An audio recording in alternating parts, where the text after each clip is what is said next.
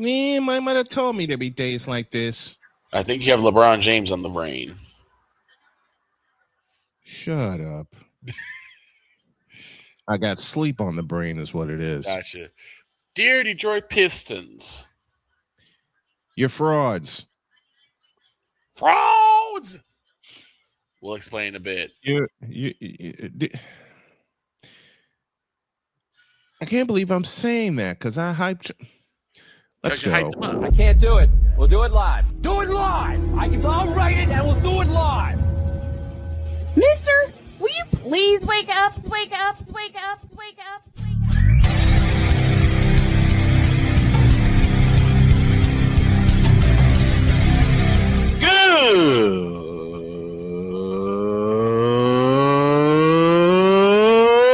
Good morning. Snowman here to all you Brock Purdy and San Francisco 49er haters. Shut up! I gotta thank you, Shane. I mean, whatever happened to the games where breaking 100 points was, I don't know, unusual?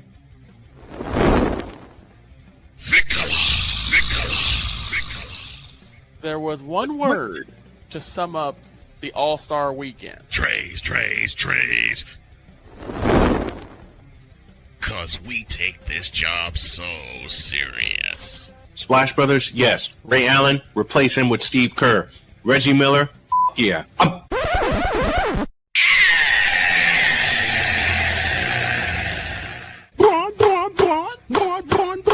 What in the all types of blue hell?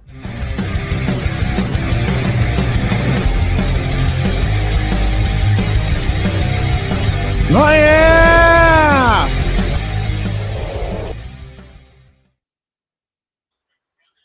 That intro's getting a refresh today. I had all kinds of plans to refresh a lot of things last night. Didn't get to them. Good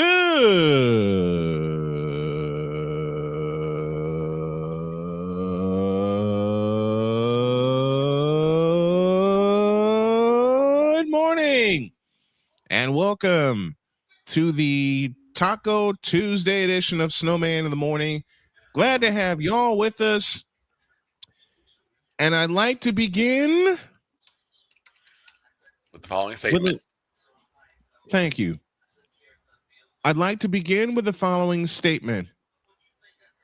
Detroit Pistons, y'all some bitches. What they do? Detroit earned the top seed in the Eastern Conference playoffs. Mm-hmm. And so far, in these Eastern Conference playoffs, they're getting pushed around, shoved around, and socked in the mouth. Not mouth, mouth. By the Orlando Magic. What? Yep. Orlando wins game 4 down in Florida, 94-88. Let me repeat that. The Detroit Pistons are pushed to the brink. They go home to Little Caesars Arena, down 3-1. The problem, as I mentioned a moment ago, the Pistons are the top seed in the Eastern Conference playoffs. Right. What in the blue hell happened? Is that? And the Magic are one win away from winning their first playoff series in, ready for this, 16 years. And they were led by Desmond Bane. So, dear Detroit Pistons, you've been pushed around, shoved around, stomped on, stepped over by Desmond Bane. Bain at 22. Franz Wagner had 19 in 3 quarters. And again, the final last night, 94-88. Uh-oh. What? Oh, I hear meows. Come here. Ugh. It's Winnie. Guess who? It is Winnie. Game 5 is Wednesday in Detroit. And for that reason and that reason alone, I might put the headset on for it. Oh. Jamal Mosley, coach of the Magic, said, we put ourselves in position to try to get 4, but right now it means something. We have the advantage, and we now have to try to make sure we keep that advantage. Close quote. They had to win. Orlando had to win an elimination game at home in the play-in tournament.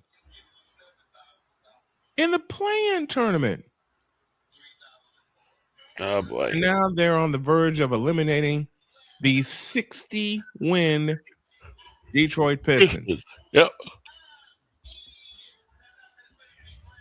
Desmond Bain said, quote, this is a team that won 60 games. I'm sure they're not blinking an eye about not being able to win 3 games in a row. They did it multiple times throughout the regular season. That they have. Remember, these two teams played the first 7-game first-round series in 2003. Somebody fact-check me on that, please.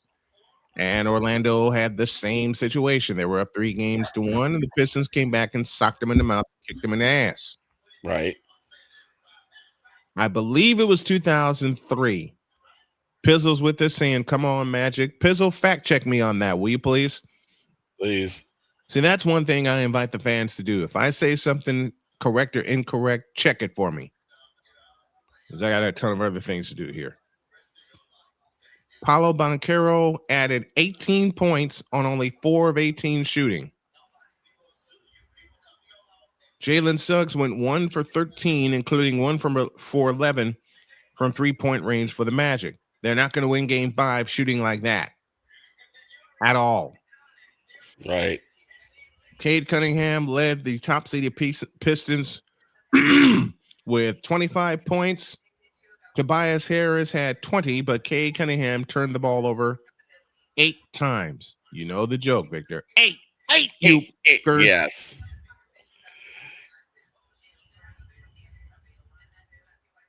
Yes, indeed. Tobias Harris said, quote, we went into the series saying we needed to win a possession game. That came down to the rebounding battle and also taking care of the basketball. And in all of our losses, what we haven't been at our best at. Obviously, we need to limit them from going to the free throw line. They've been able to get us in closeout situations and break us down. Get to the lane. Close quote. Wagner left with 1:34 left in the third quarter due to right calf soreness. We'll keep our monitor on that. Okay.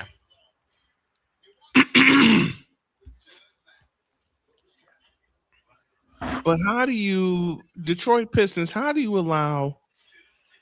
hold a team that shot 32% from the floor and you lose? Once again, they shot 32% from the floor. And listen, Orlando has been dominant this series. Right. They beat the Pistons 112-101 in game 1 in Detroit. So there's nothing to say they won't go to Detroit and do it again. Right. And then in game 3, they beat them 113-105, and in game 4 they went 94-88.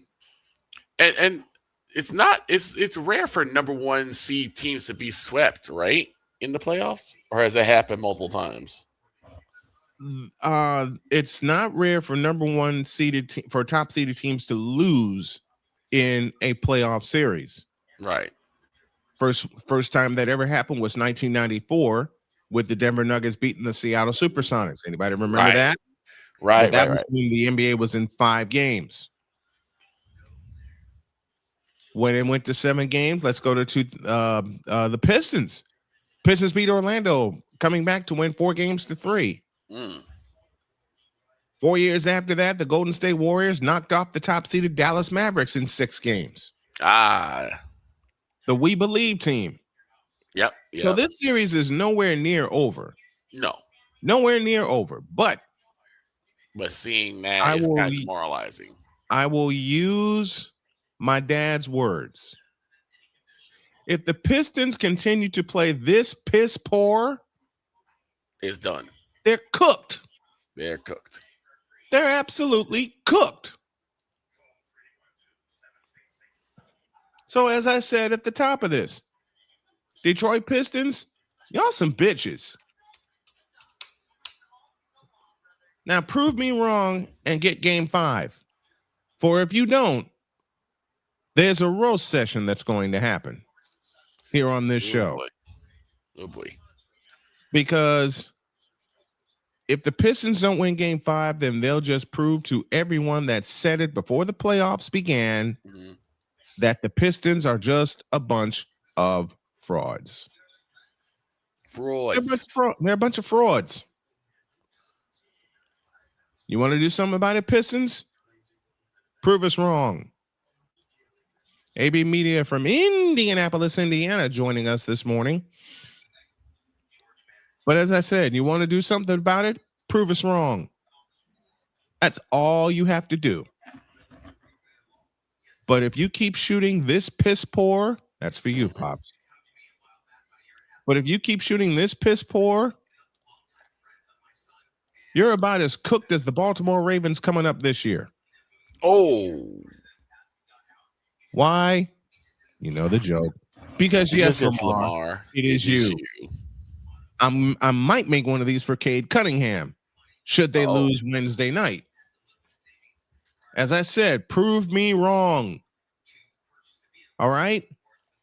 You got 3 shots to come back and win this series. 3. Prove us wrong. But again, to use my dad's words, given how piss poor they were shooting, you are cooked, chipped, chopped, and fricasseed.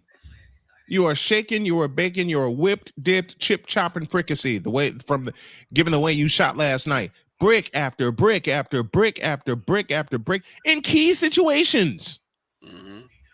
We're gonna be saying fry Pistons fry in a bit.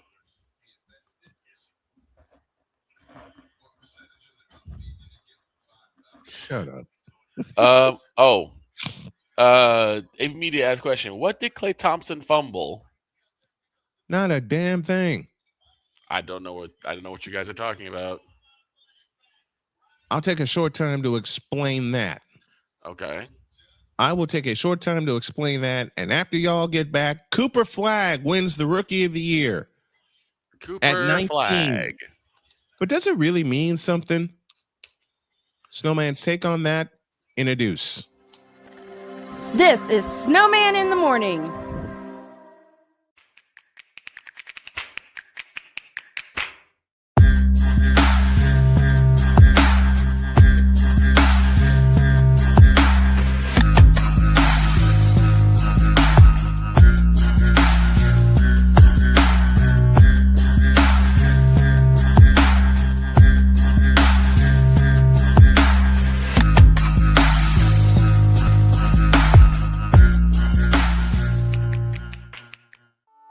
I'm Jenny Garth, and as a mother of 3, I know kids worry about a lot of things.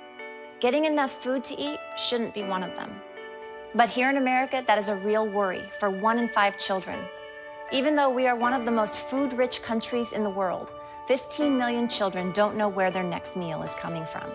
This is unacceptable, and something the Feeding America nationwide network of food banks is working to solve.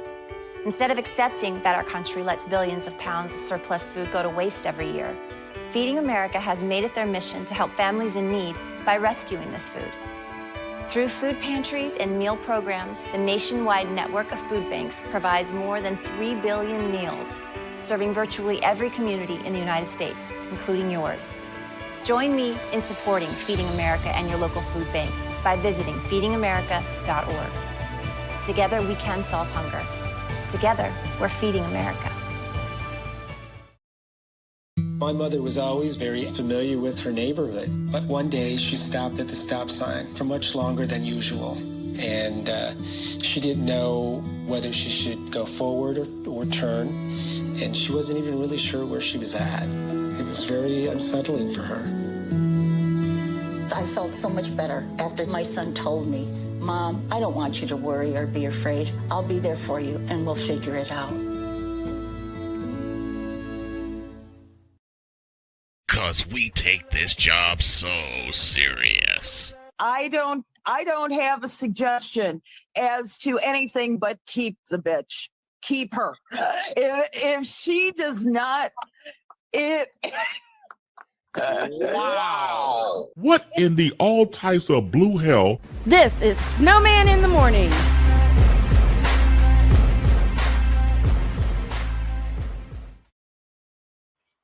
"23 after the hour, AB Media posed a question about one Klay Thompson, and I decided I'm going to talk about that off the air in a separate Snowman's take. All right. Okay. Now then, to the business at hand. And the business at hand involves one Cooper Flagg. Now, I'm going to warn people right now. People are not going to like my take on Cooper Flagg winning the Rookie of the Year. So I decided I'm going to put this here.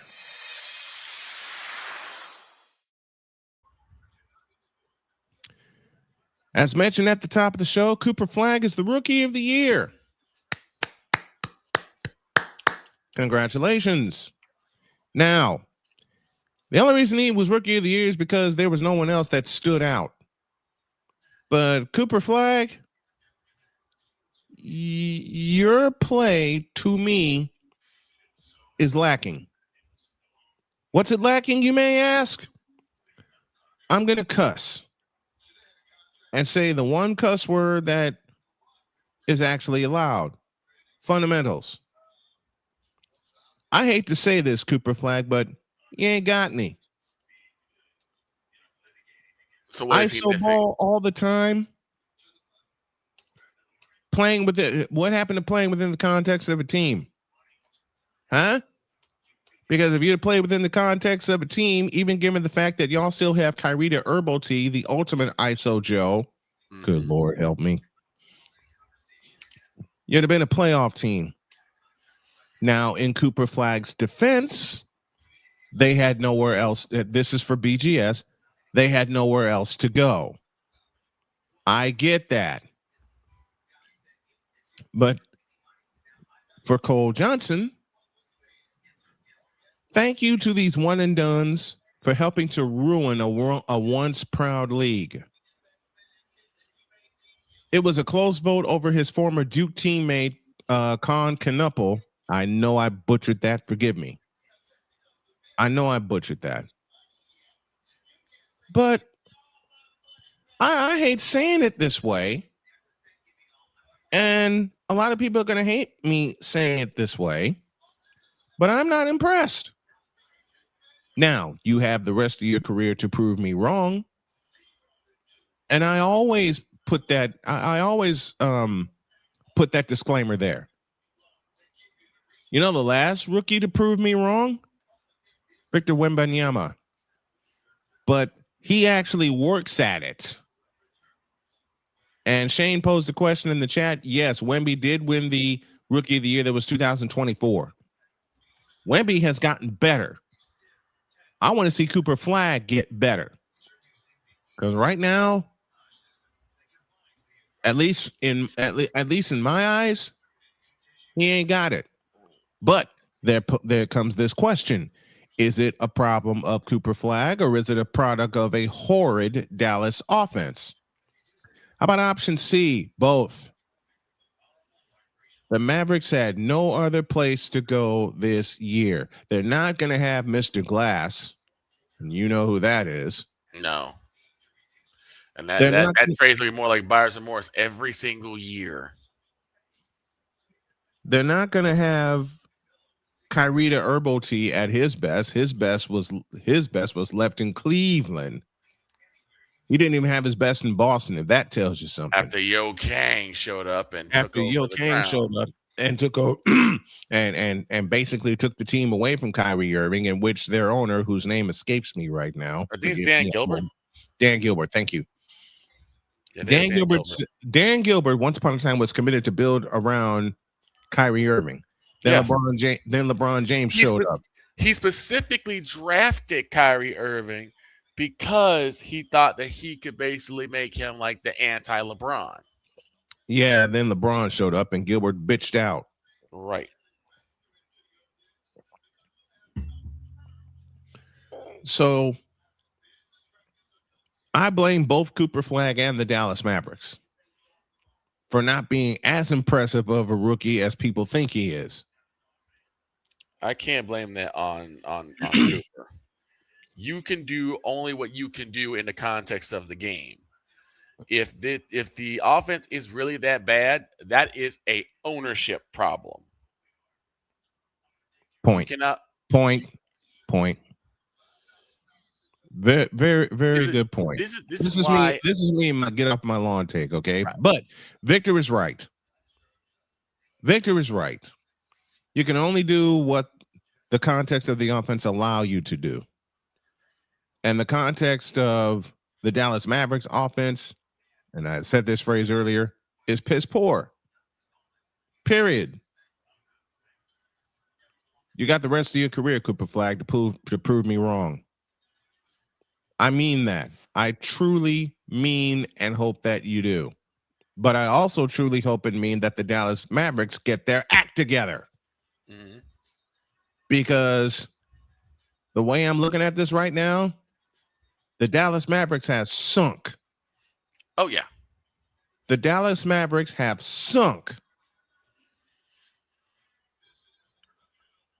How far have they sunk, you ask? They've sunk lower than Shedeur Sanders. Dang. They've sunk lower. Listen, they have sunk and regressed lower than Lamar Jackson has in the past 2 seasons. Oof. Man, how do you like them apples? Because yes, Lamar, it is you. It's going to be your running theme. Forgive me. Yes, it is. But Victor brings up a great point, and I retract some of my statements in my Snowman's take, but not all of them. You can only do what the context of the offense allows you to do. True. Very, very true. I didn't think about that.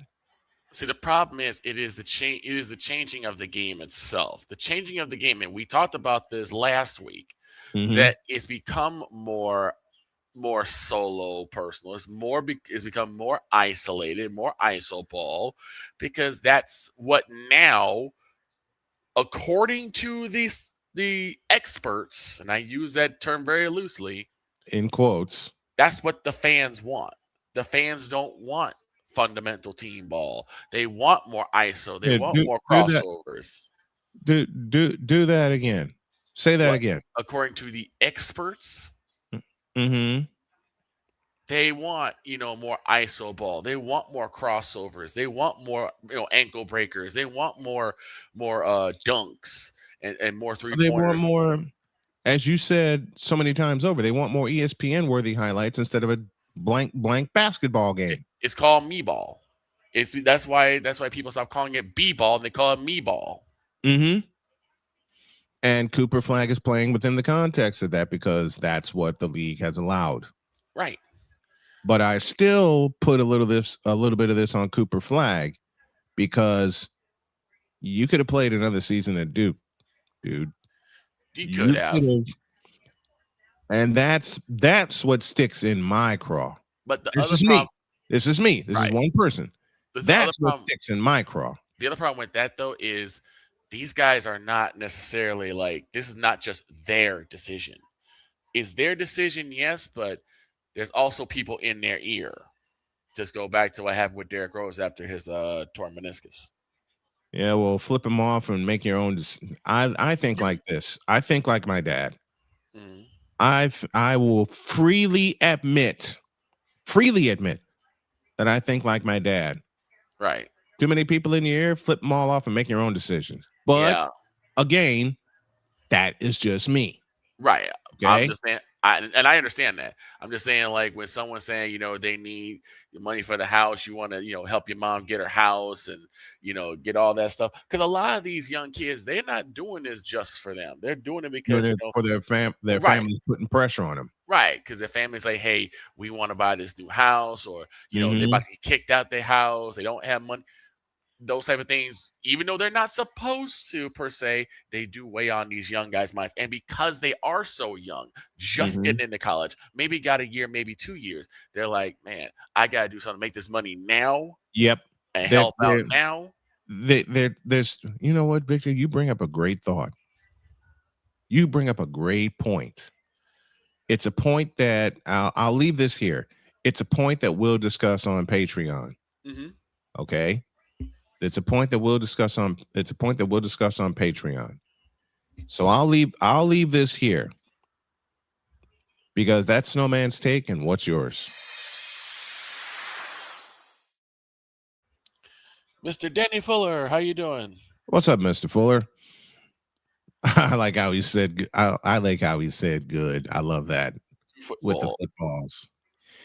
Coming up after the break, the Vegas Golden Knights get even. The Pittsburgh Penguins force a game 6. What? Oh dear. The Vegas Golden Knights get even. What? I said the Vegas Golden Knights scored an overtime goal. What? I said it's now a best-of-3 series between the Vegas Golden Knights and the Utah Mammoth. What? And we're talking hockey. What? This could run all day. Yep. The Pittsburgh Penguins have won 2 straight games. Wow. How bad? What? They won at home. What? The Igloo. What? Against Philadelphia. What? They held serve. Again. What? It's a game 6. What? On Wednesday night. What? In Philadelphia. What? We'll have our power play when y'all get back. Introduce. This is Snowman in the Morning. Drew Willingham. In this case, yeah, you put the blame on Kyle Shanahan for apparently not preparing the team enough for the overtime rules, supposedly. Cole Johnson. Peyton was considered the winner, and he was the darling of all darlings for Gerald. With a special appearance by Tyrone Alizé McDummy. Ain't nobody calling me. Text delete, delete, delete, delete, delete, delete. Join these 2 football enthusiasts as they give you Total Football Talk. Live every Monday at 4 p.m. Eastern, 3 p.m. Central on the Sertoba Media and the Comey Media YouTube channels.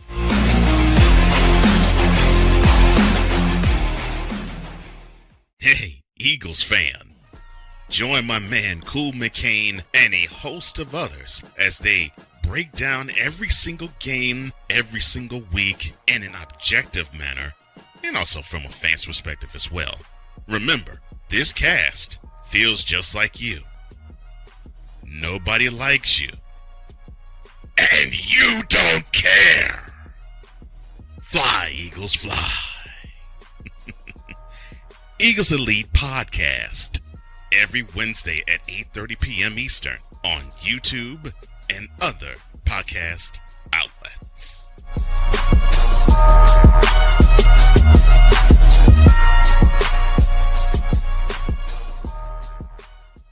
From the hills of Santa Clara to the legacy of the stick, This is where red runs deep and greatness wears gold. 40 plus years a fan, 30 years in the booth, and now it's personal. The 49ers like you've never heard them before. This is That 49ers Show on Snowman Sportsnet. Hosted by Brian Snow, each week you will get a recap of the game that just happened and the game that will happen. All the stats, facts, and figures, all the fun notes, fan chats, and everything else you could put into 30 minutes.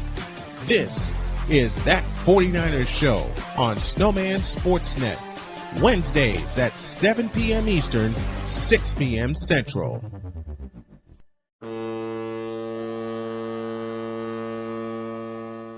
Cause we take this job so serious. What are we doing? What in the all types of blue hell? This is Snowman in the Morning.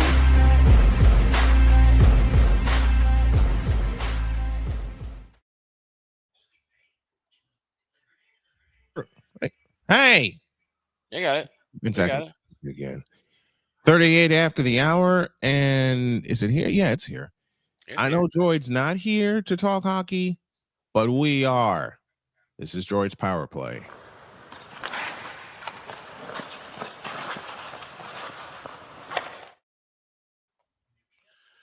We're going to start in Salt Lake City, Utah. Okay. Where the Vegas Golden Knights were cruising.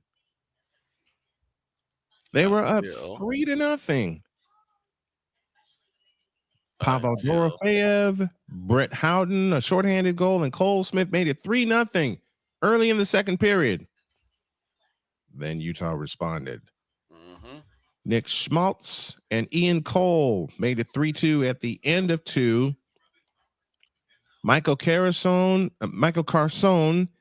and Clayton Keller gave Utah a 4-3 lead. 5-10 into the third period. And then Vegas responded with Brett Howden scoring his second goal of the game. And that's where we stood until 51 seconds remained in the overtime. And Shea Theodore knocked home the game winner, the assist to Jack Eichel and Brett Howden. And Vegas has evened the series at 2 games apiece. The dagger. The early part of the game, the Vegas Golden Knights were flying. And Danny had a great comment during the break. Vegas Golden Knights should be in the thick of things every year. And if NHL definitely didn't treat them as an expansion team coming in. Well, they should not have treated them as an expansion team coming in. Look at their expansion draft. Look at their expansion draft. And plus, Vegas made the Stanley Cup final in the rookie year, 2018. Where they got knocked around and beaten up by, of all teams, the Washington Capitals. The Caps. 5 years later, Vegas gets the job done. They win the Stanley Cup, and now they are a threat every single year. They were down 2-1, and Utah was out skating them. They were out hitting them, and they were plain old outplaying them. Vegas needed this game desperately heading back to Vegas. Because think of how the Golden Knights would be thinking if they were down 3-1 instead of even at 2 apiece. Right.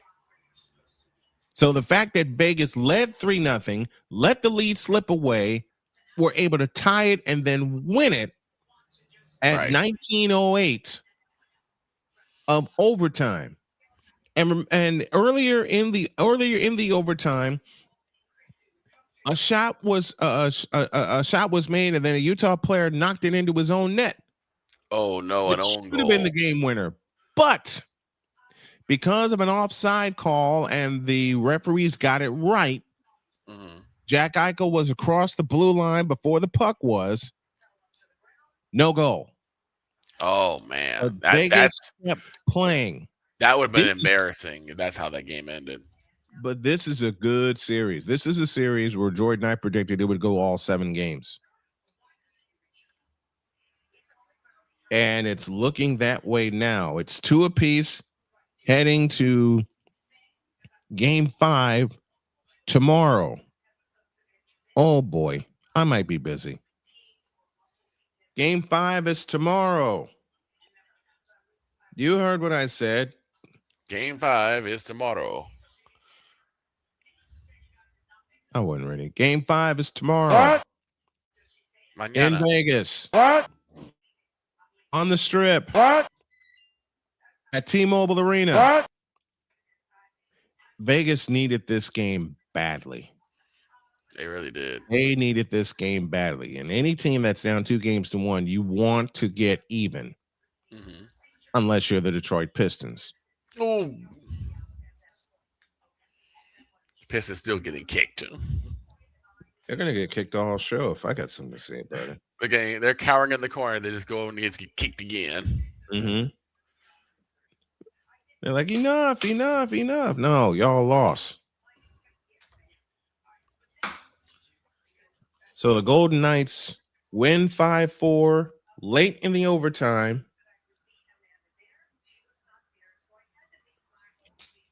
And let's see how they respond in game 5. They outshot Utah 36-31. They only had 6 penalty minutes for the entire game. Utah had 8. And in front of 12,478 at the Delta Center. Shea Theodore with the game winner. Now, I'll ask you, Victor, what does this do for Utah after having led the series with a chance to take a stranglehold on the series and they let the game get away, especially after they rallied to come back to take the lead in the third period? What's this do for Utah? What's this do for Utah? The sense of urgency has to kick in now. Because if you get punched in the mouth, or even if you do the punching in the mouth, right? Mm-hmm. You still, that sense of urgency is there. He's like, okay, we're one more game towards our goal. So you have to, now you have to tighten the screws on everything. Mm-hmm. You have to tighten the screws on everything. You know because who else the has Golden to Knights are a team that you cannot sneeze at this team. You cannot. They've already won a chip. I've been saying for a while time, the Dallas Stars always seem to be like they could get somewhere, and then they run to the Golden Knights, and that's the wall that's the brick wall they hit. Mm-hmm. So now they get punched in the mouth. Well, let's say right. They get punched in the mouth, they get kicked in the ass. And they're nearly knocked the hell out. Game 5 will determine the remainder of the series. Correct. Game 5 will determine the remainder of the series. Meanwhile, in Pittsburgh, the Flyers once again had a chance to eliminate the Pittsburgh Penguins. Oops. And the Pittsburgh Penguins said no. Oops. Penguins win 3-2 on the strength of a first period goal from Elmer Soderblom. Wow. At the 2:45 mark of period 1. And in essence, that was the game winner. Right. That was the real game winner is by Chris Letang. That came at 17:12 of period 3. That broke a 2-2 tie because the Flyers fought back. Mm-hmm. The Flyers were being bullies in this series as the road team. Pittsburgh had home ice advantage.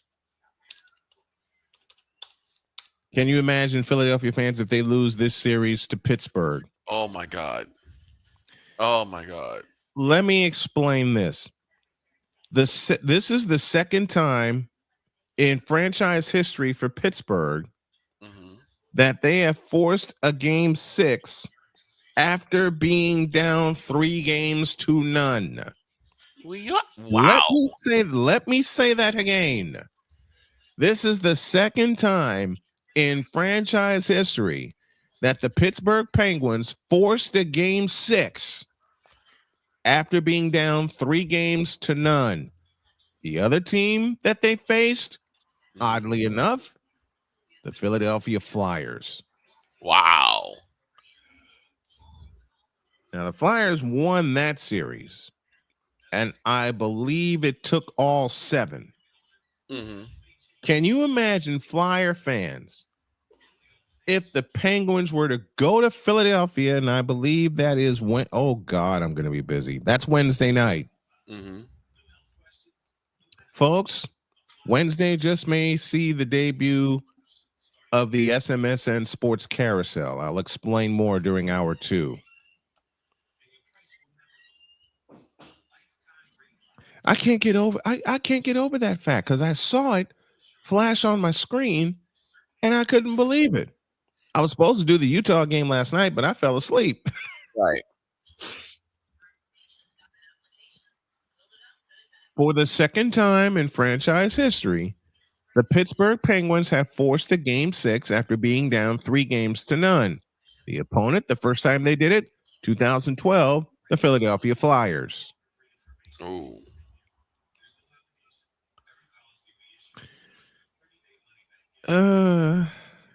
What if they do it again? What They probably are going to do it again. Pittsburgh Penguins force a Game 7. Philly better back it up, says Ryan McCoffey, and good morning to you, sir. Philly better back it up on Wednesday, or else they'll get reverse swept like they did to the Bruins. I had to read that in 2010. That just may be Snowman might be doing split games announcing on Wednesday. You doggone right. That's why I'm taking today off to get ready for it, because the carousel goes in motion on Wednesday for the first time. Right. Oh boy. Vegas, Pittsburgh, maybe some baseball mixed in, and maybe, oh no. And to lead off the night, the Pistons and the Magic. Pistons and the Magic. Oh boy. As Yosemite Sam said best when he was called to the office, oh no. Exactly. Shoots! Office! Oh no. Now, what does this do for Philadelphia? After being up 3-0 and being, in essence, dominant. Right. They were dominant up 3-0. And they're about to blow it. They're about to fall apart at the finish line. They're about to blow it. As long as the carousel doesn't have Shanahan making the calls in overtime. Shut up, Danny. I mean, you're not wrong. Listen, you're not wrong. You're not wrong. Overtime Okay? rules, supposedly. Supposedly. Thank you very much, Drew Willingham. You're not wrong. McCarthy says, I knew Vegas, Utah was going to go at least 6. Utah had a chance to bury Vegas last night, but that's hockey. Well, we all knew that was going to go at least 6 games. Hell, Droid and I said that goes the distance. And I would not be surprised if it does go the distance. But Game 5 tomorrow is going to tell an entire story. So what's on the premier edition of the carousel? Magic and Pistons, Flyers, Penguins, a genuine ballpoint penguin, if anybody remembers the Woody Woodpecker cartoons, and Vegas, Utah. And there may be another game. Oh my gosh, there may be another game mixed in. You know what may kick off the carousel? Angels and White Sox. Oh. Yipe. My voice is going to get a beating. We said we were going to follow them. Now I'm starting to regret it because Lord have mercy. I'm not. Why? Munetaka Murakami. That's why. McCarthy says, I had Utah winning in 6 and then beating the winner of the Anaheim Edmonton series to go to the Western Conference Finals, aka the Campbell Conference Finals. I had Edmonton and Vegas, but Edmonton's down 3-1 to the Anaheim Ducks. Quack, quack, quack. Right. Ding, ding, ding, the blank ding. Right. Okay. Ay. This carousel is going to get a workout. Yes, it is. Lakers and your friend LBJ on Wednesday. I don't care.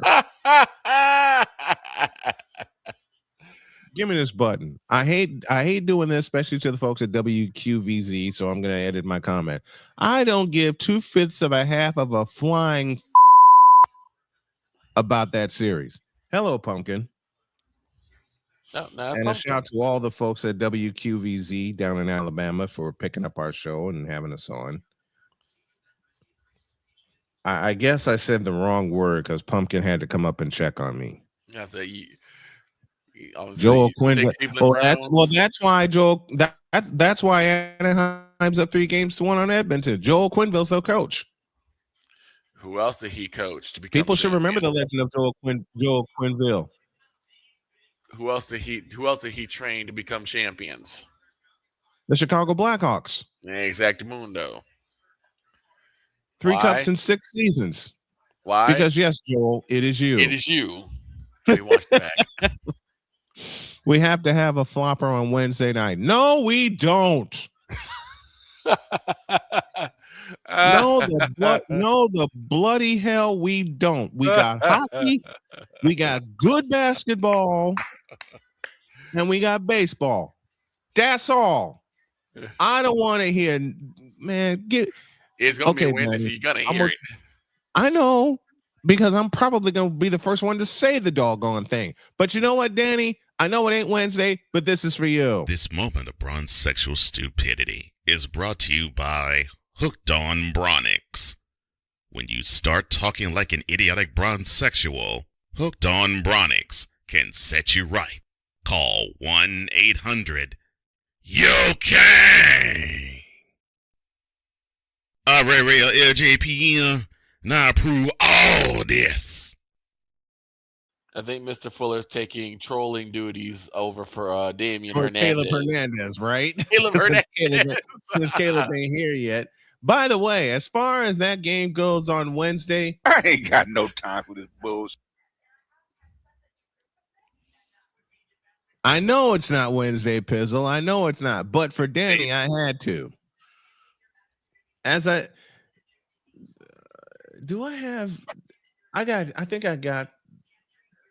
I better have it, right? There you go. You know what the Pizzle, this one's for you.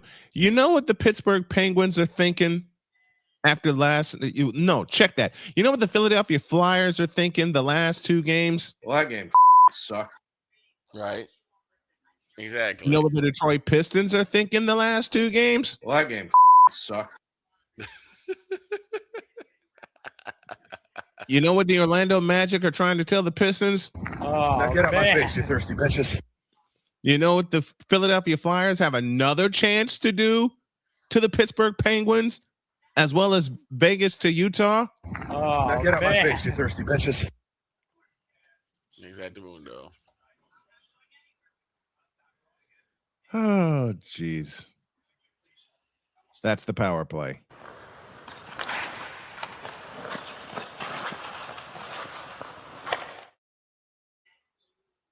Power Play today is brought to you by Fanatics, officially licensed everything, whether it's the Utah Mammoth, the Vegas Golden Knights, the Edmonton Oilers, Anaheim Ducks, Detroit Pistons, Orlando Magic, or whomever is in your playoff chase. You can represent them with the power of Fanatics. Go to fanatics.com, use the code Snowman for 20% off of your order. Fanatics, officially licensed everything. We've reached halftime. And I have a special guest coming who wants to rant on the Boston Red Sox. Oh. And it ain't Shane, unfortunately. But I think I know who it might be. My good friend David St. Denis is scheduled to come on to kick off hour 2. And Jay Spivey will join us at the bottom of hour 2. You know what I'm missing right now? I am cute. Yes. Cuteness withdrawal is real. The cuteness withdrawal is very, very real. And while I'm thinking about it, Now get out of my face, you thirsty chiz. and I got to let a kitty out. So let's take a break because Pumpkin's yelling at me. And when we come back, we'll have the second hour of Snowman in the Morning in a deuce. This is Snowman in the Morning. Drew Willingham. In this case, yeah, you put the blame on Kyle Shanahan for apparently not preparing the team enough for the overtime rules, supposedly. Cole Johnson. Peyton was considered the winner, and he was the darling of all darlings for Gerald. With a special appearance by Tyrone Alizé McDummy. Ain't nobody calling me. Text. Delete. Join these two football enthusiasts as they give you Total Football Talk. Live every Monday at 4 p.m. Eastern, 3 p.m. Central on the Sertoba Media and the Comey Media YouTube channels.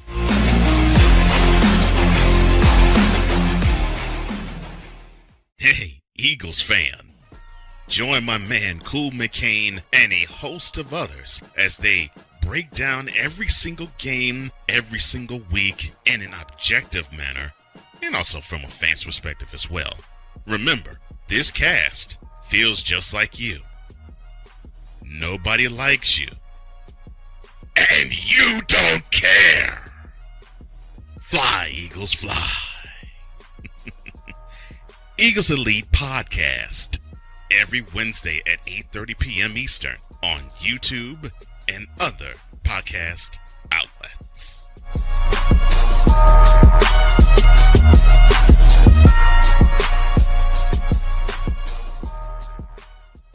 From the hills of Santa Clara to the legacy of the stick, this is where red runs deep and greatness wears gold. 40 plus years of fan, 30 years in the booth, and now it's personal. The 49ers like you've never heard them before. This is That 49ers Show on Snowman Sportsnet. Hosted by Brian Snow, each week you will get a recap of the game that just happened and the game that will happen. All the stats, facts, and figures, all the fun notes, fan chats, and everything else you could put into 30 minutes. This is That 49ers Show on Snowman Sportsnet. Wednesdays at 7 p.m. Eastern, 6 p.m. Central.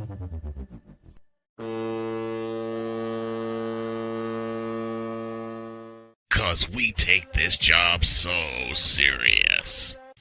What are we doing? What in the all types of blue hell? This is Snowman in the Morning.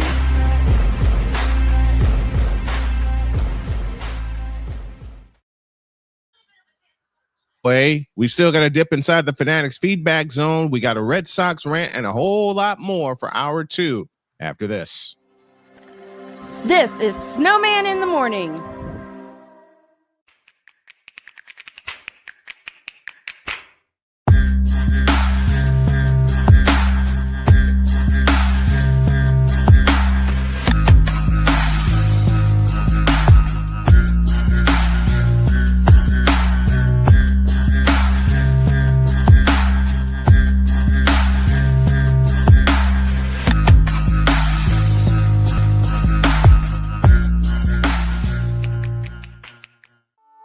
I'm Jenny Garth, and as a mother of 3, I know kids worry about a lot of things.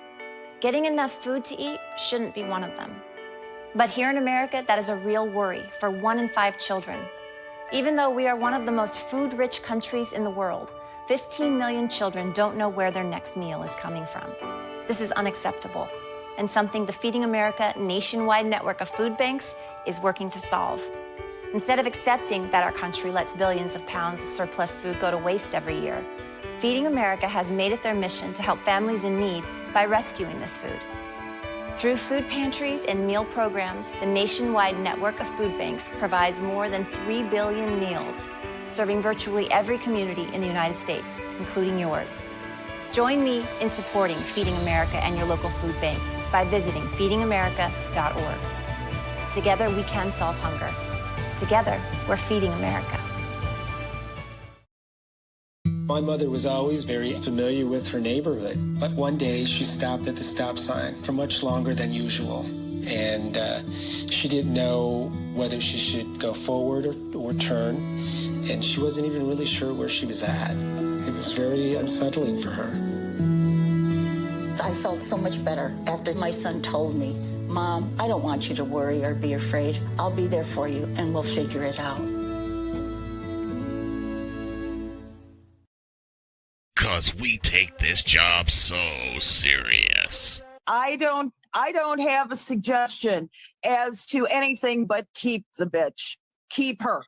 If she does not, Wow. What in the all types of blue hell? This is Snowman in the Morning.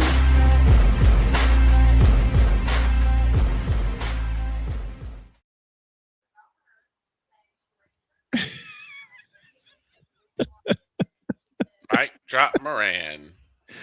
Which is where that nickname was born. We owe you an 11:03. We owe you an ID. This is Snowman in the Morning. You're listening to WQVZ, 1700 AM Mission Radio. Broadcasting live in your region, across our nation, and around the world.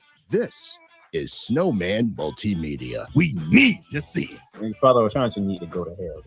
It's really, in the end, basically a skill issue. Harry is back in the shotgun, takes a snap, throws to Jesus Christ. Shut up! Well, that game sucked. I'm on Alarm Island. Give me them cocks! Now get out my face, you thirsty bitches. Now get out of my face, you thirsty bitches. Now get out of my face, you thirsty bitches. Now get the hell out of my face, you thirsty bitches. I'm going to warn people. Sorry. I'm going to warn people right now. The commissioner will be here tomorrow. Oh, no. Yes, the commissioner and Father O. Cochran will return tomorrow. Oh, dear God. And they're going to have a fight. Why? What are they fighting for? It's your fault. Excuse me? You heard what I said. It's your fault. I ain't do nothing. That's a lie. No, I'm kidding. I'm kidding. Danny Fuller says we have to have a flopper on Wednesday night. No, we don't. Pilsen says it's not Wednesday. I know that, but I had to mess with Danny. Napoleon Johnamite is here. Love the rants on the Red Sox, says Danny Fuller. Ryan McCarthy says, in the immortal words of no credentials required, tribal chief and YSL Jefe, F. Boston. Well, someone's going to have something to say about that. Something tells me that the Empress of the picks will be phoning in her NFL and NCAA football picks during the upcoming season. I have a solution for that. Yeah. And Napoleon, you're involved. Also in VTubing history, yesterday was the 1-year anniversary of graduation of Miss Gura. Nanashi Mume of Hololive English. Yep. And Thursday, the 1-year anniversary, Gargura. Nacho fry. Would you like a nacho fry? Oh, Lord. Would you like a nacho? Napoleon, ever since you sent me that, I've wanted nothing but nacho fries. All right.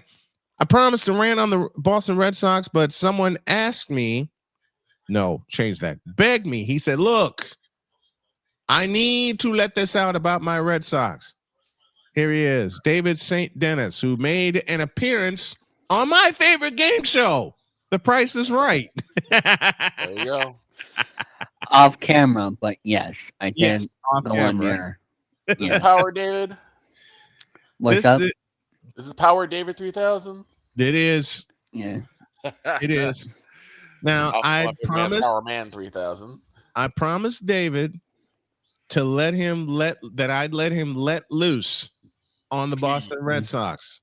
So, with that thought in mind and all that's going on there, floor is yours, sir. So, For those who don't know, uh, this past Saturday, they fired Alex Cora, the manager of the Boston Red Sox, for 7 years because he wasn't there in 2020. But other than 2020, he's been there since 2018.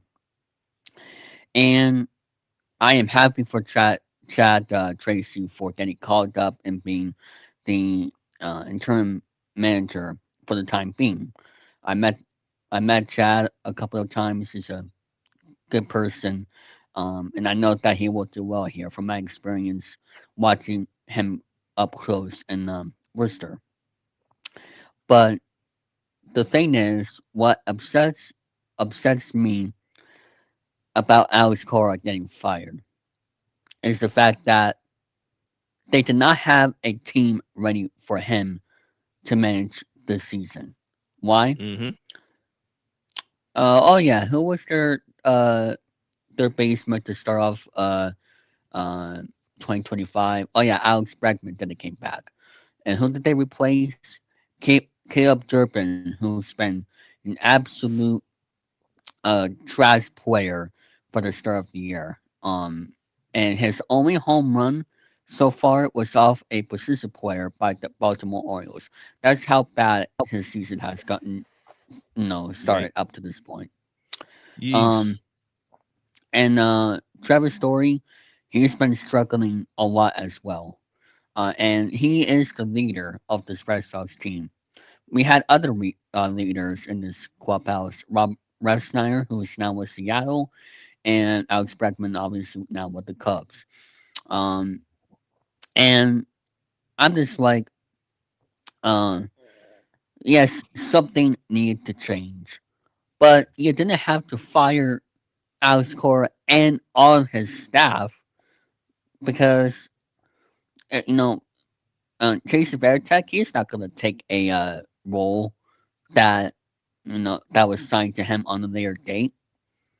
Because he's been with the organization for over 30 years, and that's the way you want him to reassign because you cleaned house, but you wanted to make it look good.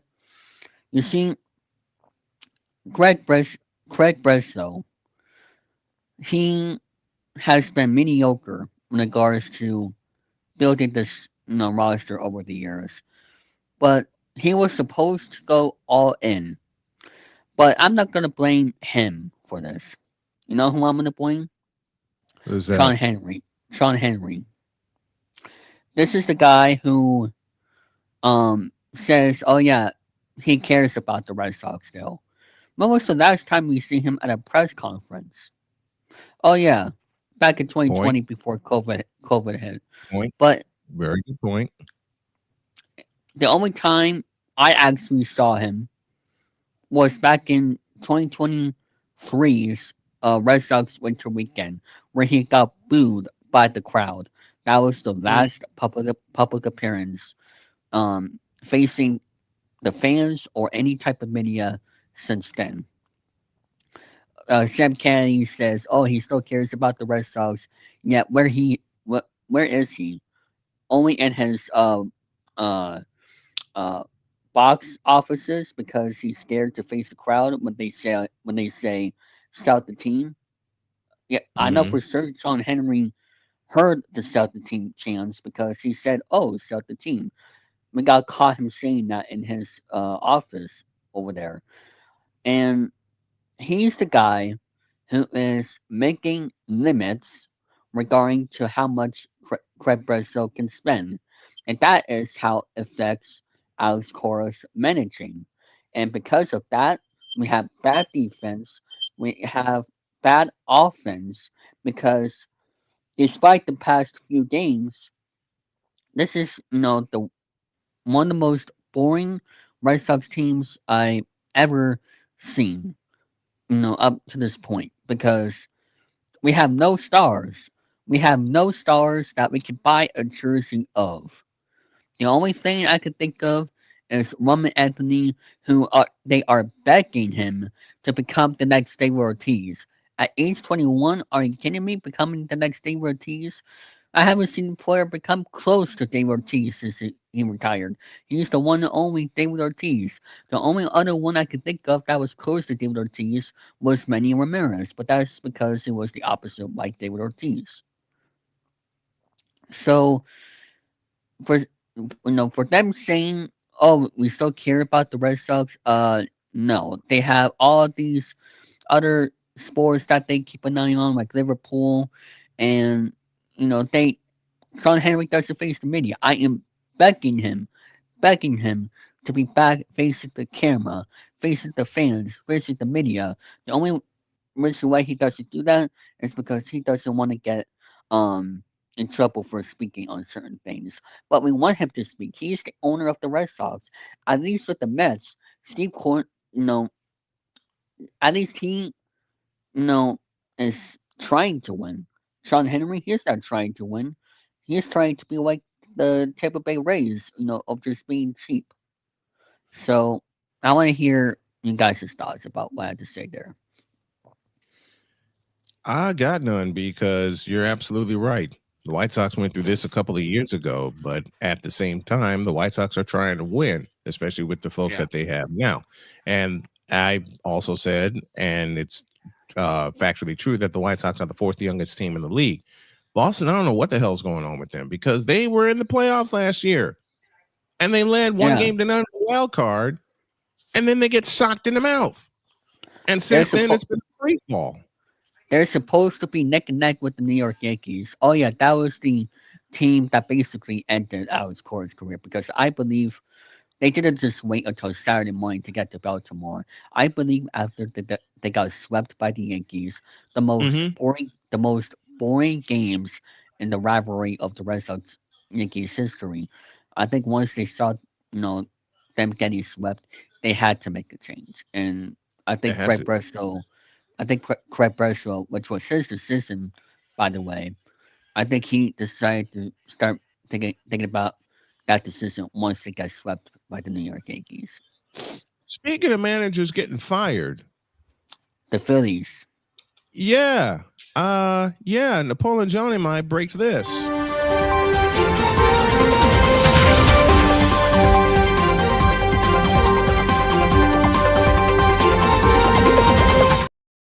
What? Rob Thompson, you fired. What? Philadelphia Phillies have parted ways with manager Rob Thompson.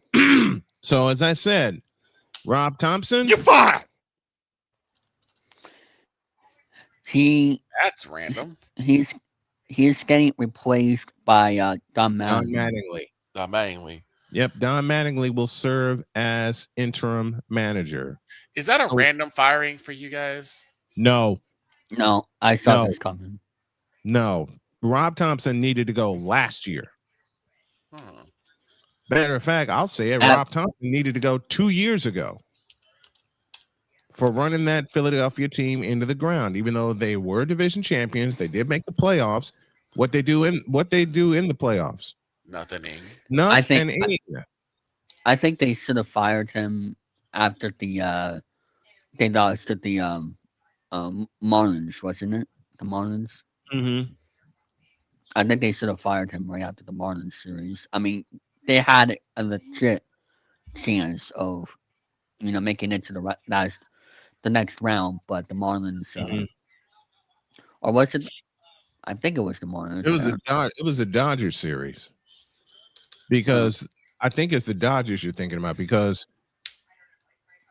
there is one basic play that it was that one series that Mad Dog made a bet if the Phillies lost that series. Series. I forgot. I go, when Rob Thompson should have been fired, I go back to the division series with the Phillies and the Dodgers. Mm-hmm.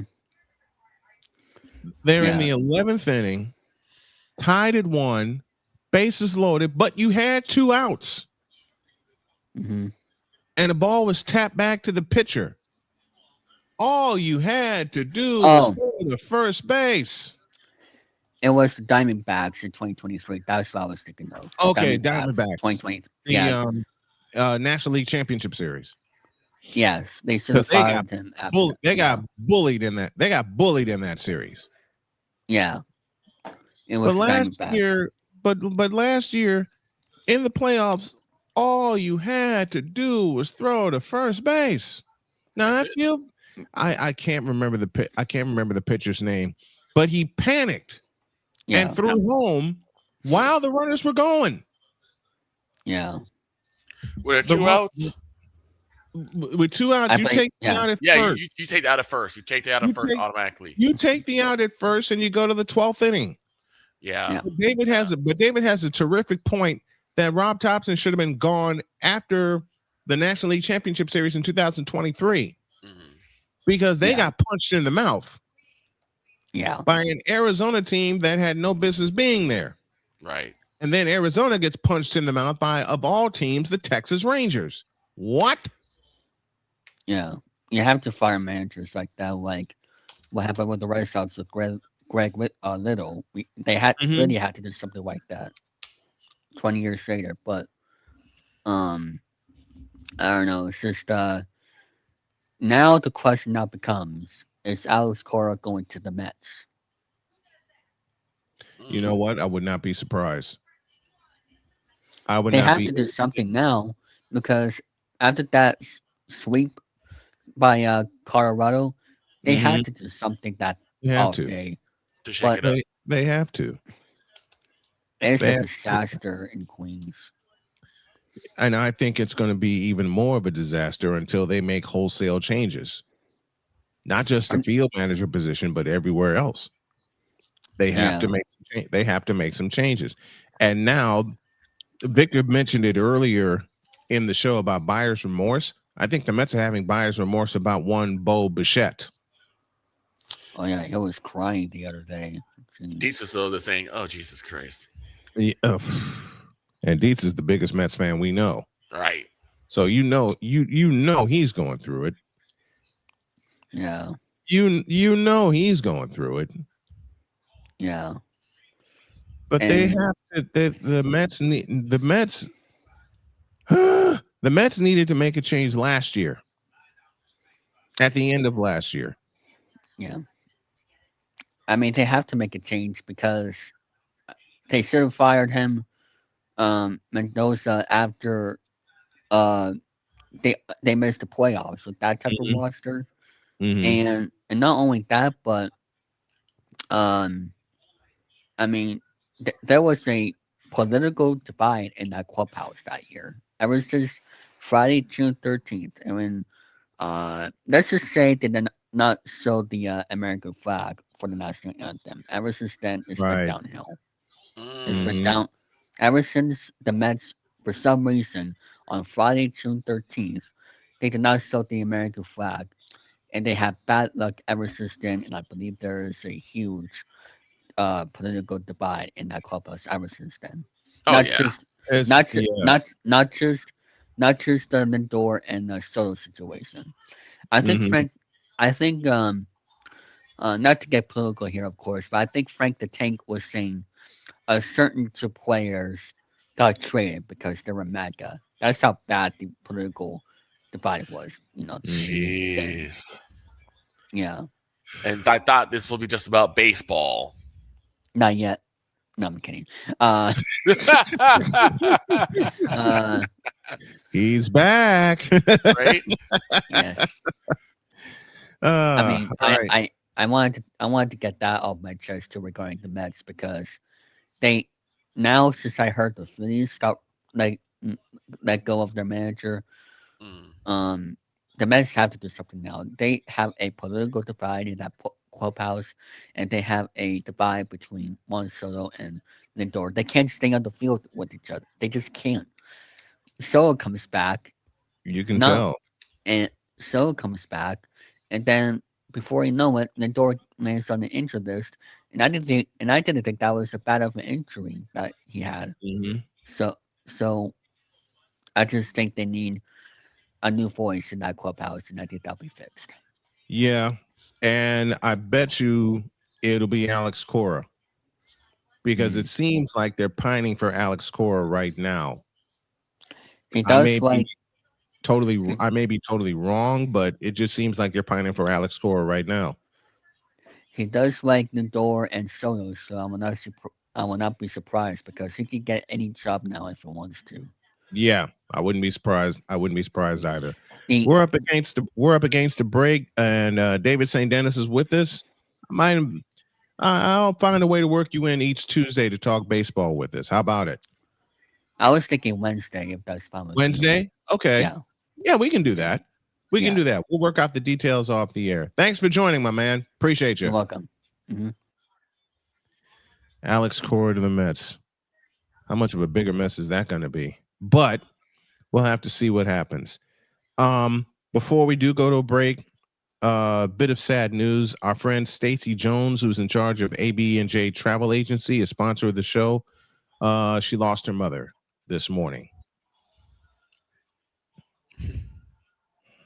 So, Stacy, my little sis, we're praying for you, and we're here with you as you grieve. And I can tell you, 2 times over, losing a parent is the toughest thing in the world. Yes, it is. To deal with.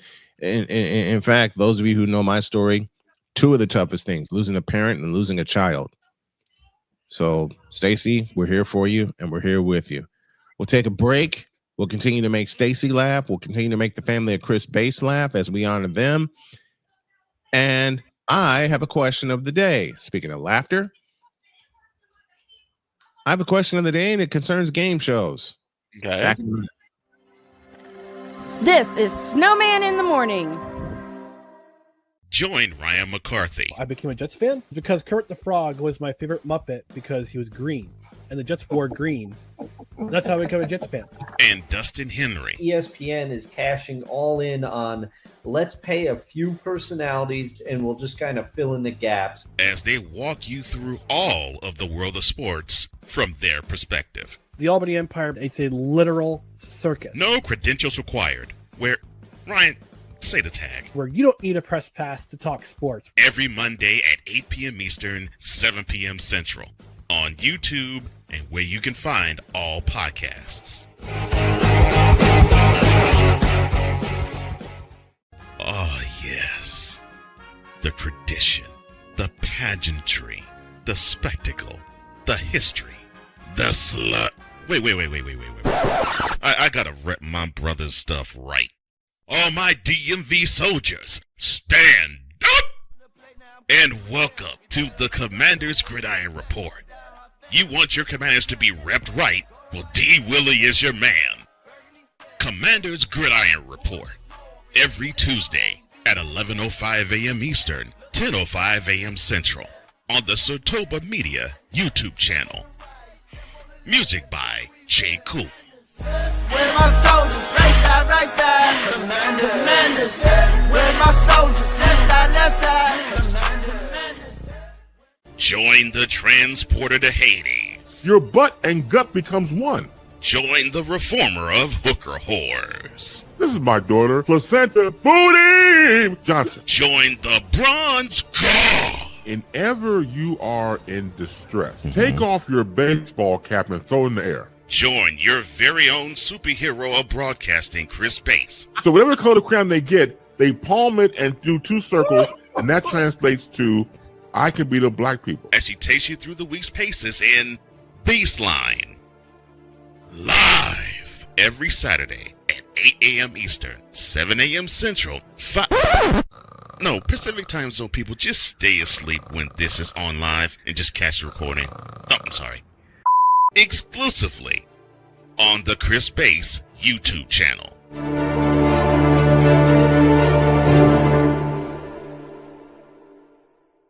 Cause we take this job so serious.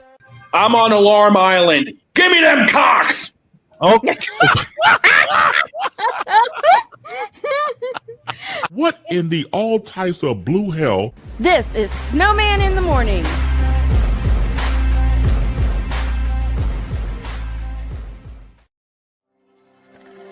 This is Snowman in the Morning. Join Ryan McCarthy. I became a Jets fan because Kurt the Frog was my favorite Muppet because he was green, and the Jets wore green. That's how I became a Jets fan. And Dustin Henry. ESPN is cashing all in on let's pay a few personalities and we'll just kind of fill in the gaps. As they walk you through all of the world of sports from their perspective. The Albany Empire, it's a literal circus. No credentials required. Where, Ryan, say the tag. Where you don't need a press pass to talk sports. Every Monday at 8 p.m. Eastern, 7 p.m. Central. On YouTube and where you can find all podcasts. Oh, yes. The tradition, the pageantry, the spectacle, the history, the slut. Wait. I gotta rep my brother's stuff right. All my DMV soldiers, stand up! And welcome to the Commander's Gridiron Report. You want your commanders to be repped right? Well, D. Willie is your man. Commander's Gridiron Report. Every Tuesday at 11:05 a.m. Eastern, 10:05 a.m. Central. On the Sotoba Media YouTube channel. Music by Shea. Where my soldiers? Right side. Commanders. Where my soldiers? Left side. Join the transporter to Hades. Your butt and gut becomes one. Join the reformer of hooker whores. This is my daughter, Placenta Booty Johnson. Join the bronze god. Whenever you are in distress, take off your baseball cap and throw it in the air. Join your very own superhero of broadcasting, Chris Bass. So whatever color crayon they get, they palm it and do two circles, and that translates to, I can beat up black people. As she takes you through the week's paces in Baseline. Live every Saturday at 8 a.m. Eastern, 7 a.m. Central, Pacific Time Zone people, just stay asleep when this is on live and just catch the recording. Oh, I'm sorry. Exclusively on the Chris Bass YouTube channel.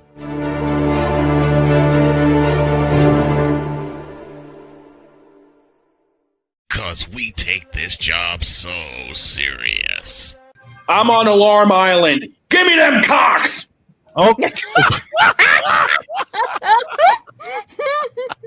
What in the all types of blue hell? This is Snowman in the morning.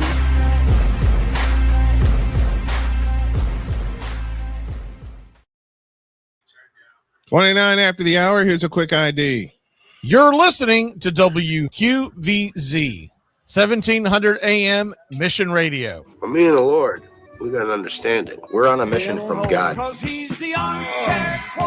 I'm having so much trouble back here. I apologize, folks. You all right?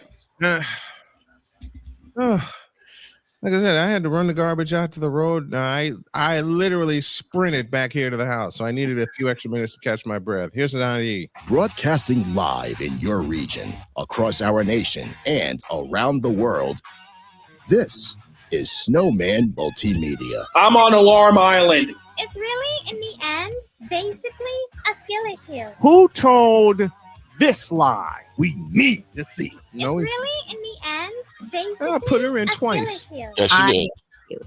Give me them cocks! Now get out of my face, you thirsty bitches. Ay. Poor dog. He'll never live that down. No, he won't. There's a few moments I won't live down on this show. I know that. I already have one. And that is? You already know what it is. I'm not bringing it up again. Do it again. No. Just remind me, will you please? Thursday during the draft. Oh, actually before the draft. My blooper of all bloopers. No, not yours. Mine. Oh, your one of mine. Left-handed kicker is one of them. My wife won't let me live. Yes, your wife called you out on it. And as well she should. She said left-handed kicker, and you're like, oh. You know what? I might have to dig that one up and put it in the ID. Gotcha. I just might have to dig that one up. What's another one of mine? Y'all hear it? Y'all hear it in the show opening? Oh, Splash Brothers. Yes. Ray Allen plays with Steve Kerr. Reggie Miller. Bleep yeah. Oh. Oh goodness. Yeah, exactly. That right there. Oh, because you knew you weren't supposed to do that. I got on a roll, man. But the thing is, like when we're talking about something like that impassionate, it happens. It just happens. You get on a roll, man. Yes, you do. I was. We were. I think that time we were talking about what would be the ultimate 3-point shooting contest. It started with about the 3-point contest between Sabrina and Steph. Sabrina and Steph, yes. And they were like, who would be like the greatest like 3-point contest? And we took like some of the WNBA players. I got on a roll too, man. All right. Speaking of on a roll, here's Jay Spivey.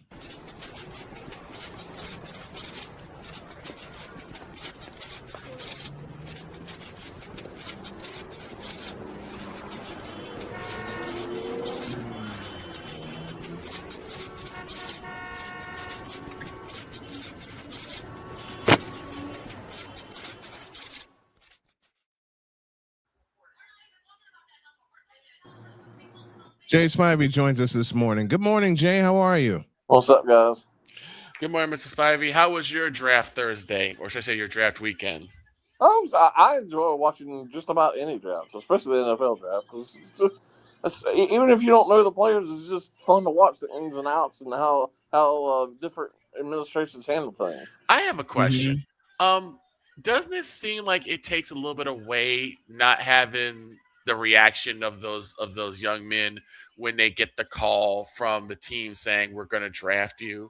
Because it seems to me like it kind of takes away from it. I know they had them all there in that area, but I just loved it when they would call the people. They're at home with their people, and they get the call when they're going to be drafted, and you get that well of emotion from those guys. Do you feel that kind of takes away from it? Well, I see your point, but I mean, with technology now, that's almost going to be impossible to do. It's just because everyone wants that instant gratification now. Gotcha. Mm-hmm. And then I totally understand why he did it because of his mother, but it was. I wish Mendoza had been there rather than been in Florida. Yeah. Right. Yeah. And I mean, again, I totally understand why he wasn't there. Right. Is it better for the players, in your opinion, Jay, to be there at the draft or be at home with their family? I think if you're a surefire first rounder, I think you should be there. Now, however, if you drop, as some of them did over the weekend, then it's kind of embarrassing. Right. I mean, maybe one of the biggest examples of that ever was Aaron Rodgers. Yes. I was gonna say Shadur Sanders should have stayed at home then. Because yikes. Yeah. He dropped all the way to the 5th round, man. Right. He dropped all the way to the 5th round. A drop that happened because of a story that happened 2 years ago. Nobody thought Shadur was really a surefire first rounder like Aaron Rodgers was. Look, we didn't. We certainly didn't. Okay, and there are people coming up to me asking how high Shadur Sanders will be drafted, and I flat out told them he's not going to be drafted in the 1st round or maybe the first 2 rounds, and people thought I was crazy. I thought he would be 3rd round at the absolute least. He would have been at 3rd round. And then a lot of stories had started coming through about he had really horrible interviews with some of the other teams. He came off extremely arrogant, extremely egotistical, and it just really soured teams on him. So I think one of the biggest flaps of him was not necessarily his ability, but the fact he's been tied to his dad his entire football career. That's true, too. So there's a hint of nepotism, too. Yep. And they wondered how he would do without his dad there. I think they're still wondering that because Deion still finds a way to his son's games. Yep. I don't know how, but he still finds a way to his son's games, and I don't know if that's. I still don't know to this day. And I've watched him at Jackson State. I've watched him at Colorado. I don't know if that's going to help him or hurt him in the long run. I think it's going to hurt him. Well, I mean, the other thing is, we've seen it with quarterbacks many times over. Mm-hmm. Just because you play well your first year doesn't guarantee you're gonna have a great career. True. Right. I mean, look at what CJ Stroud's doing. He hasn't been he's the shell of himself in the last couple of years. I'll give you another I'll give you another quarterback that's regressed. And people don't want people do not want to use the word regress when it comes to some of these quarterbacks. I will. No question. I will use the word. CJ Stroud has regressed, and the quarterback that has regressed the most, and I know a lot of people that will disagree with me about it, is Lamar Jackson. Well, his is because his athletic ability is not what it used to be because of all the injuries he's had. Right. Yeah. His is not necessarily because of play. His just I think he's just not. He doesn't have the speed he used to. Do you think that maybe CJ Stroud's regression is on him, or is it on the fact that he doesn't really have that effective an offensive line? Oh, it's definitely on him. You hear all the quote unquote experts. They all say that. They all say it's on him. Now they you all, can they all blame. say he's going to have to improve over the offseason. Well, we'll see in September. Right. We will see it. Well, now you can. People will like to blame the fact that he's had a couple of concussions, which he has. He hasn't gone through what Tua Tagovailoa has. God bless him, but he's regressed, man. No doubt. CJ Stroud, since the game at Georgia, CJ Stroud has gone downhill. Now, did he have a great rookie year? Yes, he did. And it's like Jay said, just because you have a great rookie year doesn't mean you're going to have a great carear. Stroud threw 4,000 yards in his rookie year. If he struggles this year or struggles through the whole year, if they let him keep playing, that's on the Texans because they're letting this defense is really good, and they're just letting them go to waste. Yeah. I mean, they're a Super Bowl caliber defense.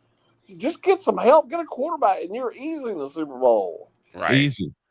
Get a stable running back too, and they thought that was Joe Mixon. And then Joe Mixon got hurt, and there's a receiver on the Texans. I'm blanking on it. I think it was Tank Dell, who's been injured and lost the season. And Tank Dell, the last 2 seasons, has been injured and lost for the season. The last 2 years. So you don't have your speed burn. You don't have your deep threat. Nico Collins suffered a major injury, so he couldn't throw to him. You know what the Texans need desperately? A reliable tight end. Well, you saw over the weekend there was a run on them during the draft. Yeah, they were. And I've been saying that for years on this show. Get a tight end. Because that is such a. I think the Bears got one. That's such a big thing in this era of football. Yeah, I think the Bears got one in the later rounds of the draft too. They did. In fact, I think they got 2 of them. I don't care what level of football you're at. If you don't have a tight end, as a coach, I don't understand what you're doing. So the question is, do you think they're going to show Cole Kmet the door? If they're I don't. No, they need him. They need Cole Kmet because for a while they only had 1 tight end and he was it. Right. And we're talking about a franchise in the Bears that carried every year that I watched them that carried at least 2 tight ends, sometimes 3. Desmond Clark and Greg Olsen. Oh, even before them, James Thornton and Emory Moorhead. Yeah. James Thornton and Emory Moorhead, even before Greg Olsen and Desmond Clark and company. If you don't have a reliable tight end, your offense is going to suffer because your tight end could be that third down possession receiver. Now, a lot of teams today, and Jay and I have talked about this, a lot of teams today would like to use a speed guy on third down, but what you need on third down is possession. What you need is to pick up a first down. Did it seem like there were a lot of players who seemed to be on the smaller side? Like there were a lot of players I saw that were like just barely 6 foot even, or maybe like 5 foot 10. It was. And I'm like, that guy's getting paid. Like, granted, those guys got a lot of speed, but I'm like, that guy's probably going to get shelled in the secondary, especially for wide receivers where you got to have that height. I think now with so many what you call smaller receivers as are in the league, it seems to be a little bit of a trend. Like just use it, put them in the slot, and let them go. Fair enough. That's fair. But teams won't be smart enough to put him in the slot. I mean, look what the Rams are doing. Right. The Rams are getting it back together. I mean, although I still don't understand why they drafted Ty Simpson. I just don't. I think most people have either said they have no idea why the Rams did it, or they're just saying that maybe it's because given how much older Matthew Stafford is. I totally get that, but Ty Simpson's the guy you're going after? That's what Snowman brought up during the draft. He's like, didn't Ty Simpson get shelled in the last game? Ty Simpson in his last game, which was against Indiana, got popped in the shoulder. His throwing shoulder. Well, let's not forget he only played one season. Right. He only played one season. He had, and I hate to make this assessment against the young man, but I got to call it like I see it. He had a couple of good games he had one good game in the playoff, which was against Oklahoma, and he had to bring his team back from 17 down to win that.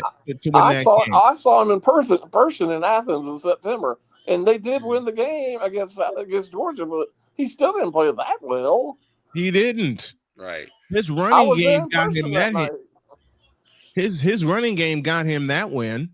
Besides, Alabama's defense sealed it shut. Not to mention Georgia committed 3 turnovers that game. Right. Besides, go ahead, man. Georgia gave them that game. Yeah, they did. Georgia absolutely gave them that game when they should have blown Ty Simpson and Alabama out. Well, so they're blowing the smithereens. Besides Ty Simpson, were there any other surprises that you saw, Mr. Spivey? Not really in the first round. I wouldn't say there were too many reaches. I just don't understand. And then what gets me, not only that, is just get a serviceable quarterback this year, and then wait till next year's draft when there's so many good quarterbacks. Right. Yeah. Because, I mean, I know Stafford's not going to play forever, but, keep him another year or two and see what happens. Right. A quarterback that surprised me that got drafted at all was Carson Beck. Well, he's 18,000 years old. This is true. Remind me of who drafted Carson Beck. Who was it? Probably was the Browns. Who was it? I can't think of it off the top of my head. I'll look it up. We'll look it up here. Live research, folks. My thought is the Browns. No, I don't think it's Browns. I don't think it's the Browns. No, it ain't if it was the Browns, we would have remembered that. I think it's Arizona Cardinals. Arizona Cardinals. That's right. Arizona. That's right. Right. Arizona. I think the quarterback that surprised me the most that went down as much as he did was Nussmeier. Yeah. There were a lot of guys picked above him that everybody was sort of surprised. Everybody was saying Nussmeier was first round worthy. Yeah, beginning of the season, everybody was like, "Yeah, he's first round." He didn't get drafted until the 5th round. There was a big deal last year that everybody was like, "Why is he not leaving early?" And he decided to stay at LSU. Right. Well, that was another trend in this year's draft. Forget quarterbacks, just everybody. There are a lot of much older people in this draft because everybody's staying because they're NIL. Right. You're making pretty good livings with NIL if you're especially a football or basketball player. Especially football, basketball. Because what did we say about Caitlin Clark before she left Iowa? She could have stayed another year. Yeah, she could have. Yeah, she could have stayed. She could have stayed another year. Well, Paige Beckers could have too. Paige Beckers also. Imagine if UConn would have had her this year. Ooh. Wow. If they'd have had her and AC Flood, good grief. You're not beating them. Well, now they're together in Dallas, so we'll see how they are in Dallas. We'll see how Dallas can. We hope that Dallas won't mess it up, but then again, it is Dallas. It is Dallas. It is the Dallas Wing. Your thoughts this year, Jay, on the upcoming WNBA season? This is their 30th year. Any thoughts going into the season? Well, I saw where last week they announced the TV schedule, and everybody's whining and bitching and moaning about the Fever on national TV all 44 games. Well, get over it. Say that again, please. Just get over it. You're talking about a team that has the most popular player in the league. Everyone wants to see her play. Right. And people are so mad that the Aces are not getting all 44 games broadcasted, even though they're the chance. I mean, we've already seen Asia Wilson. Nothing against Asia Wilson and all the players who have been there for years. Right. They're all really good players. Mm-hmm. But do you honestly believe, just sit down and think about this, do you think they would have gotten all they just got in this collective bargaining agreement and all the TV deal they had without Caitlin Clark? Not a chance. No. Not a chance. And this has all been the last, really, it hasn't even been 3 years. It's just been the last 2 It's years. just a little over 2. Little over 2 years, because Caitlin Clark was the most anticipated draft pick. Yeah. They were talking about her during her junior year in Iowa when we were covering her there. Right. We were covering. Everybody thinks it's because Angel Reese. No. Dear God.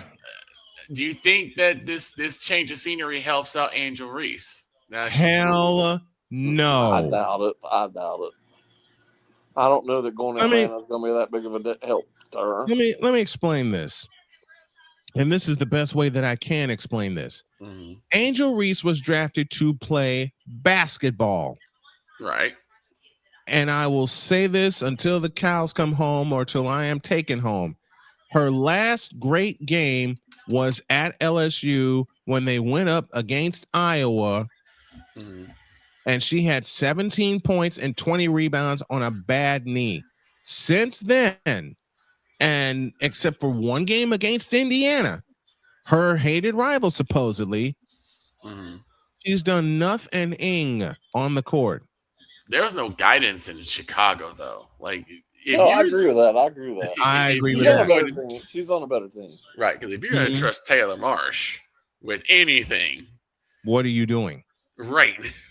What are you doing? I mean, honestly, I would not trust Marsh to heat a pot of tea at this point. This is a team in the Chicago Sky who has dropped after they won a WNBA championship 5 years ago. Right. And they dropped like a rock. I'm certainly not Angel's biggest fan, but I don't get why they traded them. I mean, I just don't. I don't either. I mean, she's clearly a draw. So why do you trade her? What they should have done was gotten rid of Taylor Marsh. Right.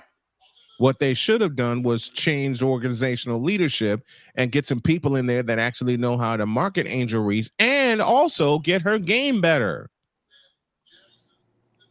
Rebecca Randolph joins us in the chat. Good morning to you. But you're talking about a player in Angel Reese that's become an enigma. Right. Does she want to be a Barbie or does she want to play basketball?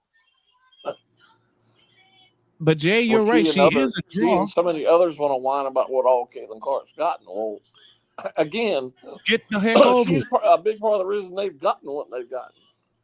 She's the reason they've gotten everything they've gotten.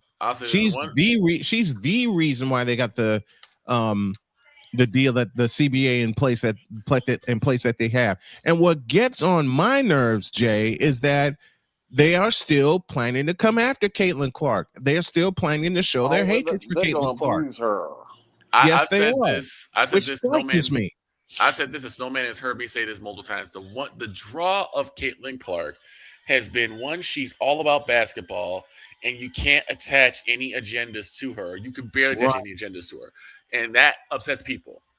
Mm-hmm. So unfortunately, WNBA is right now an agenda-led league. Agenda-driven league. Yes.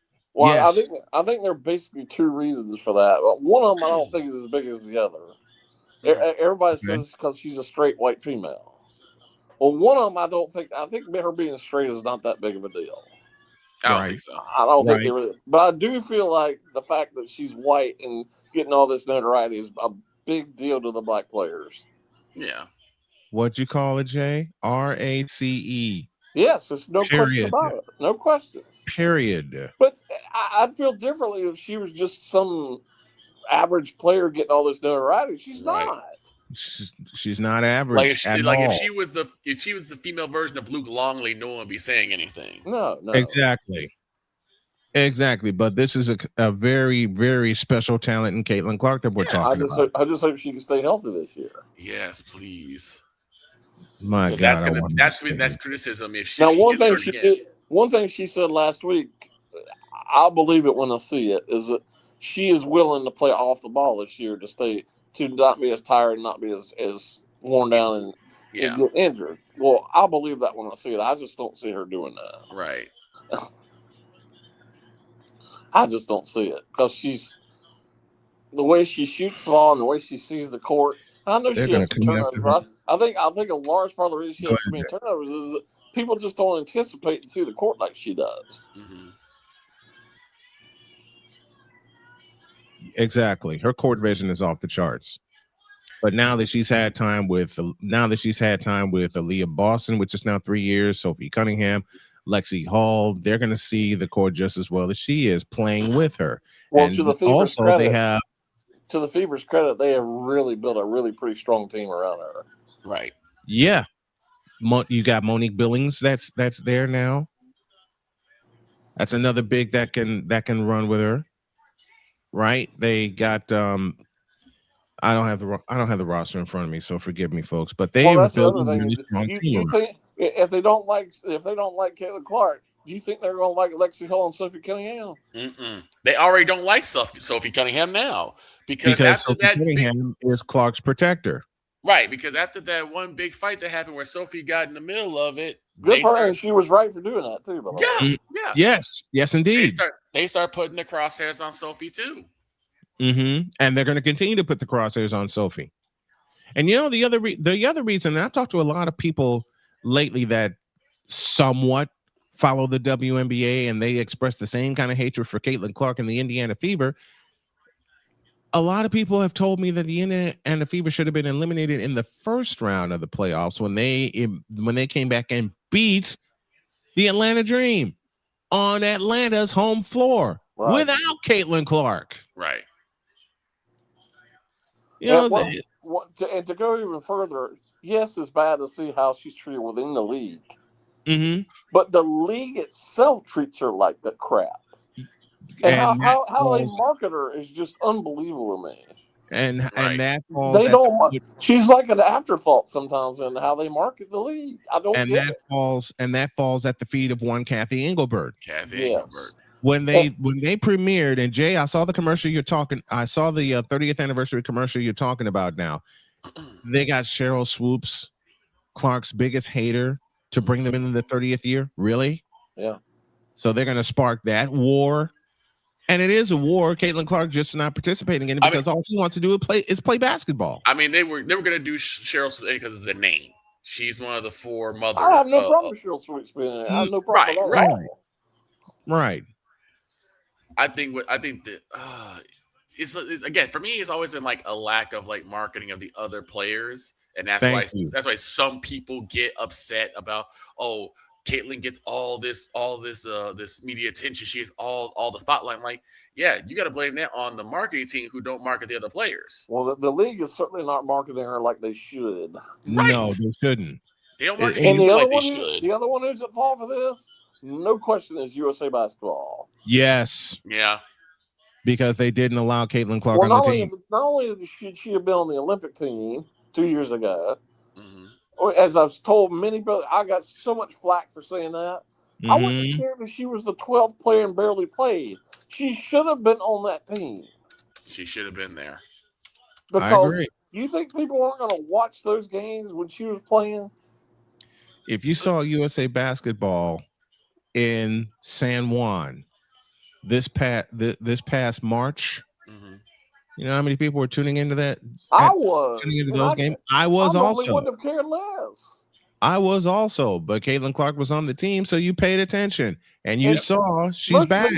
Most of the games they played, she didn't even start, which just amazed me. Right, floored me. It floored me. You know, and again, the WNBA gets a month-long break this year because of the FIBA tournament. Right. They get a month-long break this year because of the FIBA tournament. Now, my question is she going to be on the team to play in the FIBA tournament? She better be, because she's in the pool right now. She's obviously in the pool because she played in San Juan, but she better be on that team. I think so too, and I think she can race through that the same way she raced through the qualifying tournament in San Juan. You know, and the FIBA did a good thing this past Saturday when they played New York in New York. They kind of limited Caitlin Clark's minutes. Yeah, they didn't need. She doesn't need. They did not need her, nor the remainder of the starters. The starters got a little feel for it. She didn't need to play 40 minutes Saturday. No, she didn't. She didn't, and she's not going to play 40 minutes this Thursday against Dallas. She's not going to play extended minutes in any of the preseason games, and they got 2 remaining. Right, and I believe they start their regular season is a week from Saturday. Is that correct? Yes, week from Saturday. And folks, we're going to have all of it. We're going to open with a WNBA Friday doubleheader, and then, of course, our coverage of the Fever kicks off on the 9th when they welcome Paige Beckers, AZ Fudd, and the Dallas Wings to Indianapolis, Indiana. It's going to be a fun season. Jay Spivey joining us here on the program. We talk the sports that no one else dares to talk about, including women's basketball. Jay, thank you very much, my friend. And baseball. Yeah, by the way, I don't know if you guys saw it. There was another firing in baseball today. Yeah, Robbie Thompson. Rob Thompson of the Phillies. So just the got Mets are on the clock. What are the Mets waiting on? The Mets are on the clock. Who else is on the clock? Well, I think it's starting to look like that decision that Buster Posey made was a bad decision with the Giants. So I don't understand that one. Yeah, I think the Giants are on the clock also. I think it's going to wind up being a race to see who gets Alex Cora first. Oh, yeah, he's not going to be unemployed for long. Of course, he's making about $14 million to walk away, so I don't think he really cares. No, he doesn't. No. He doesn't. He doesn't. All right, we got to get out of here. Jay, thank you very much for joining us. I appreciate you, and we'll see you next week. All right, guys. Thank you, Jay.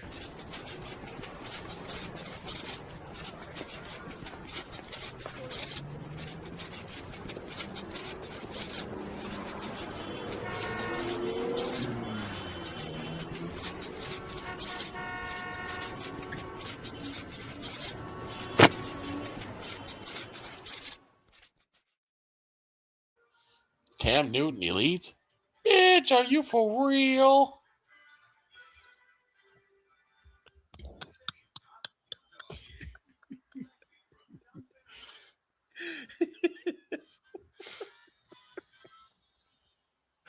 I miss. Screw it. I miss. You might as well. Cam Newton elite. Bitch, are you for real?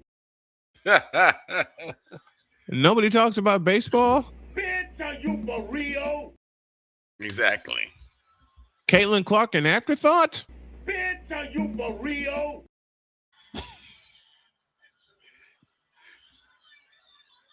The Pittsburgh Steelers contending this year. Bitch, are you for real? Oh no. The Cleveland Browns contending this year.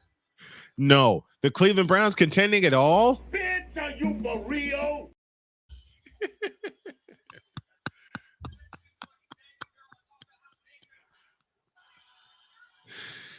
JJ, you're not gonna like me for this, but the Philadelphia Phillies contending this year. Bitch, are you for real? Uh-oh.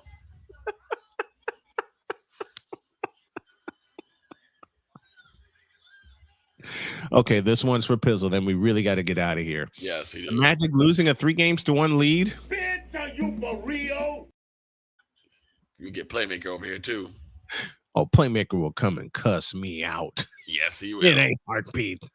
Have a great day. God bless. Remember to make your next move your best move. And always remember, if your dreams don't scare you, you know the rule. They're simply not big enough. Dream big, do bigger. We hope y'all are too. More power plays, more basketball talk, more sports talk. The best in the world tomorrow. So long, everybody.